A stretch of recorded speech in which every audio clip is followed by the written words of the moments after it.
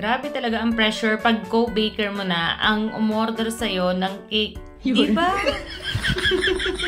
Di ko alam kung ako lang o kayo din ba ganon. Pero ako talaga, nape-pressure talaga ako pag co-baker ko yung umu-order sa akin. Kasi alam mo yon yung expectation nila.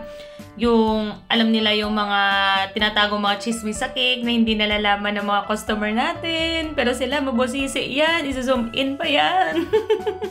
Pero anyway, sobrang grateful and thankful and sobrang nagpapasalamat talaga ako sa customer ko na to, na co-baker ko nga na si Ma'am Jayan. Sobrang thank you ma'am. Second order niya to actually, and si Ma'am Jayan ay taga Bacolod pa talaga siya, and dito siya umorder dahil may pamilya siya dito sa kabilang bayan sa Ahoy, and then dito kami sa Sara, kaya umorder siya ng cake and pinatry niya sa kanyang mga kapamilya kasi ang hirap naman na doon pa manggagaling yung cake sa Bacolod dahil sobrang layo, isasakay pa sa barko. And hindi nyo natatanong, si Ma'am Jayan ay sobrang galing din gumawa ng cake, kaya nakaka-pressure nga kasi alam ko yung capacity niya and yung capacity ko lang, charot.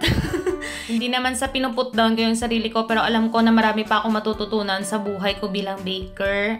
And more workshop pa siguro sa akin din para mas mag-improve pa yung aking skill sa paggawa ng cake. O ayan na ha. Nag-i-eskwela ako dahil kung alam nyo lang.